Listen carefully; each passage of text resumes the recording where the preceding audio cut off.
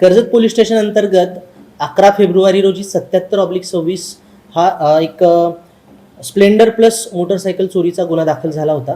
या गुन्ह्याच्या अनुषंगाने तपास करत असताना कर्जत पोलीस स्टेशनची जी DB टीम आहे, PSI वरख आणि त्यांची टीम यांनी गोपनीय बातमीदारांच्या मदतीने आणि तांत्रिक तपासाच्या सहाय्याने संशयित लोकांना पकडले आणि त्या संशयित लोकांना पकडला असता त्यांच्याकडे अधिक तपास केला असता त्यांनी या गुन्ह्याची कबुली दिली।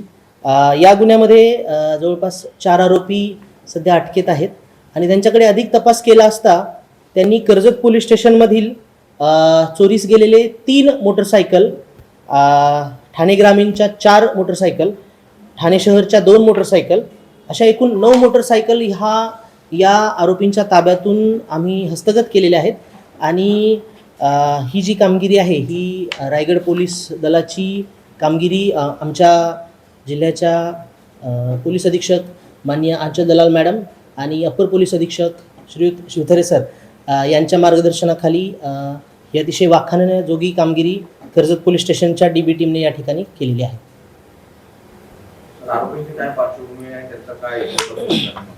आरोपी 4 पैकी 1 आरोपी विरुद्ध पूर्वीचे गुन्हे आहेत, बाकी 3 आरोपी विरुद्ध गुन्हे नाहीत आणि त्या 4 आरोपीपैकी 1 आरोपी विरुद्ध हा खुनाचाही गुन्हा दाखल आहे। तो एका खुनाच्या गुन्ह्यामध्ये पाहिजे आरोपी आहे। मुरबाड पोलीस स्टेशन अंतर्गत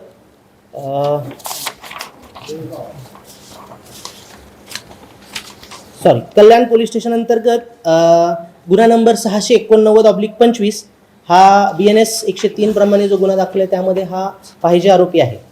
त्याचं नाव आहे नरेश नारायण कराळे। तर आरोपीची ही हिस्ट्री आहे। सर, आरोपींची नावे काय आहेत आणि त्या स्थानिक आरोपींची नावे आहेत प्रदीप चंद्रकांत कडू, हे साळोखचे आहेत, अरविंद स्वामी जांभिवली कर्जत, सचिन भगत कुंडलज कर्जत आणि चौथा आरोपी जो आहे तो बाहेरचा आहे, कर्जत परिक्षेत्रातला नाही आहे, नरेश नारायण कराळे हे मुरबाडचा आहे।